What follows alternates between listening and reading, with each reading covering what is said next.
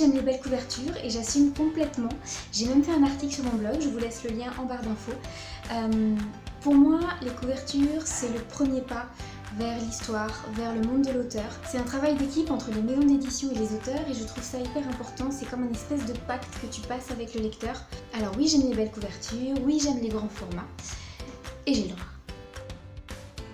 Sombres étoiles de Malory Blackman est un livre de science-fiction pour la jeunesse. C'est aux éditions Milan Jeunesse.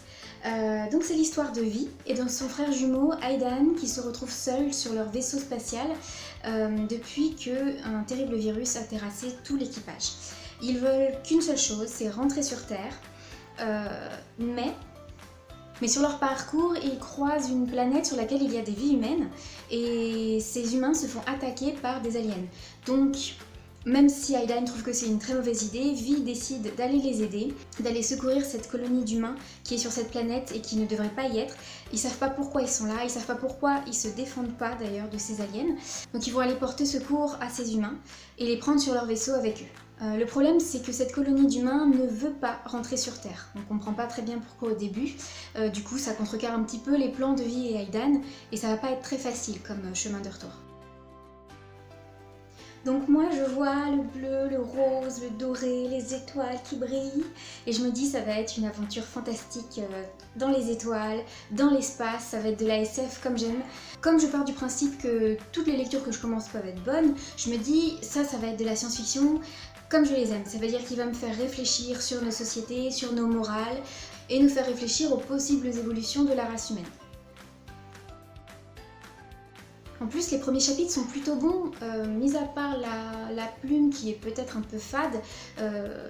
L'histoire est là, on se dit, on nous promet une guerre intergalactique, on nous promet des mystères, on nous promet des mensonges, voilà. Et donc tout commence bien, et puis, à un moment, je pense que c'est au moment où les rescapés arrivent sur le vaisseau de Vi et Aidan, il y a quelque chose qui switch et ça devient un petit peu ennuyeux. De mon point de vue, ça devient un petit peu ennuyeux parce que c'est pas ce qu'on m'avait promis. Finalement, il n'y a pas vraiment de mystère, il n'y a pas vraiment de politique. Il y a surtout une grosse histoire d'amour. En même temps, si vous lisez le résumé, vous vous doutez qu'il y a une histoire d'amour. Mais je pensais pas qu'elle allait prendre autant le pas. Elle prend 90% des pages.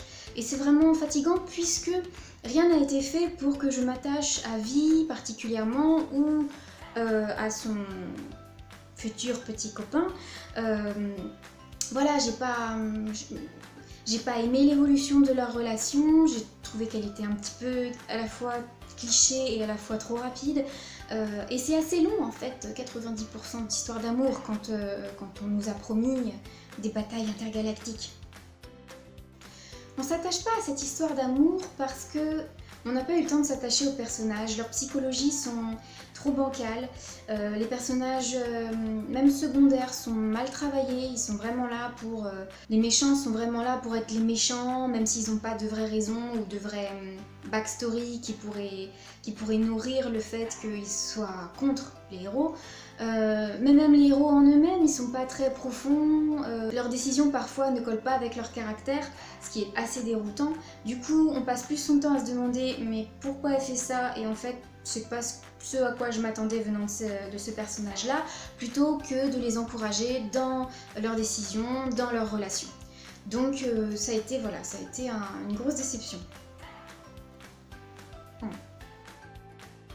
Malory Blackman a bien essayé de mettre quand même un petit peu de rebondissement et de suspense dans ses pages.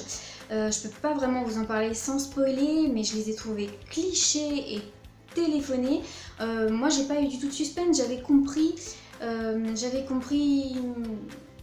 l'espèce de gros mystère dès le départ. Du coup, ni les retournements de situation ne m'ont exalté, ni les révélations finales ne m'ont étonnée ou intéressée même. Donc voilà, une belle déception pour une jolie couverture. Bien joué les éditions Milan. Bien sûr, si vous avez aimé ce livre, je ne porte absolument aucun jugement. D'ailleurs, parlez-en dans les commentaires et dites-moi pourquoi vous avez aimé ce livre. Je serais ravie d'en discuter avec vous. Et puis si vous n'avez pas aimé ce livre, peut-être soutenez-moi un petit peu. Voilà tout ce que je pense de ce livre et on se retrouvera certainement bientôt pour une autre couverture perfide.